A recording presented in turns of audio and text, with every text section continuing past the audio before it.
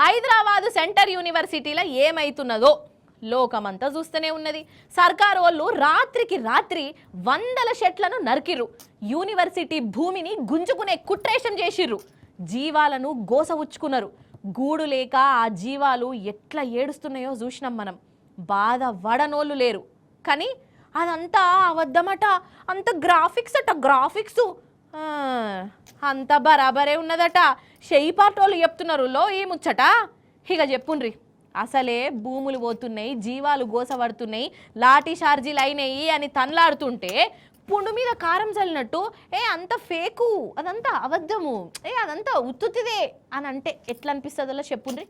అగ చూడుర్రి ఆ షెయి పార్టోళ్ళ అబద్ధపు సాటింపు ఎట్లున్నదో మీరే.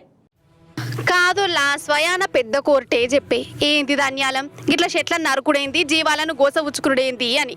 కానీ చెయ్యిపాటి సోషల్ మీడియా చేస్తున్న కథ ఏందో ఎరికేనా? అస్సలు చెట్లను నరుకుడే కాలే, జీవాలు బాధ వల్లే, అసలు ఆడ జింకలే లేవు అని టాంటాన్ చేస్తాను. మరి చెట్లను నరకకుంటే గివన్నీ ఏంటి? గివి కూడా గ్రాఫిక్సేనా? విద్యార్థులు కొట్లాడకుంటే మరి ఇలాంటి ఎవరు ఈ లాఠీ ఛార్జీలు కూడా గ్రాఫిక్సేనా? ఇట్లా గొర్ర గొర్ర గుంజుగా పోవడం కూడా అబద్ధమేనా? మరి మన కళ్ళు చక్కగా కనబడతలేవా, వాళ్ళ కళ్ళు మందమైనయా?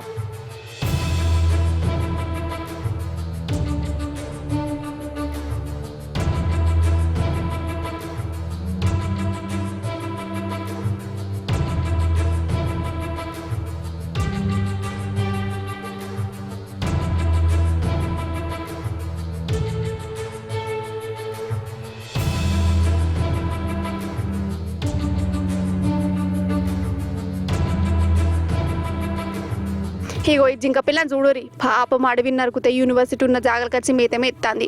ఇది కూడా అబద్ధమేనట. ఇక ఇంకో జింక చచ్చిపోయింది అదట, ఎప్పుడో చచ్చిపోయిందట.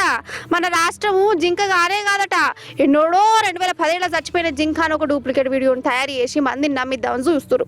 కథకున్న వాడెత్తు. అసలు 2017 ఈ లొల్లులు అయినాయా? జీవాలు బయటకు వచ్చినాయా? అబద్ధం ఆడితేనన్నా అతికినట్టు ఉండాలి. మరీ ఇంత అభిమానం ఏంది అసలు? ఇట్లా కాదని సుప్రీంకోర్టుని అవమానం చేస్తాను. కోర్టు జడ్జి డూప్లికేట్ వీడియోలు చూసి ఉత్తగానే నమ్మిండు, అవేవి నిజాలు కావంటూ. ఓ నీ కథ సల్లాగుండా. ఈ చెయ్యిపాటి సోషల్ మీడియా వాళ్ళు జడ్జి కంటే గొప్పోళ్ళ. రేవంత్ సార్ కదా నోటి మాటగా 6 గ్యారెంటీలను ఎట్టికి చెప్పినట్టు జడ్జి సార్ కూడా గిట్లా ఎట్టికి తీర్పులు చెప్తారని అనుకుంటున్నారు. అయ్యింది ఫస్ట్ రోజు బుల్డోజర్లతో చెట్లను నరుకుతుంటే నెమళ్ళు ఎట్లా కేకలేసినాయో మనం అందరం చూసినాం. ఆ కేకలు కూడా అబద్ధమైనట్టులా. అరే ఆ యూనివర్సిటీలో ఉన్న విద్యార్థులే వీడియో తీసి మరి పంపిరు. వాళ్ళకు రాజకీయాలతో సంబంధమే లేదు. డూప్లికేట్ చేసిరని ఆఖరికి విద్యార్థులను కూడా ఉల్టా బదనాం చేయబట్టి చేసిందంత చేసిరు. ఇక ఇప్పుడేమో ఫేకు డూప్లికేటు అని కొత్త నాటకం షురూ చేసిరు. వాళ్ళు ఎంత నాటకం ఆడినా ఇట్లా కండ్ల ముందు కనబడేది అబద్ధం అవుతుందా? సత్యనాశ అయిపోయిన అడవి ఎక్కడికక్కడ ఉరిగిపోయిన చెట్లు కూడా అబద్ధమే చెప్తాయా?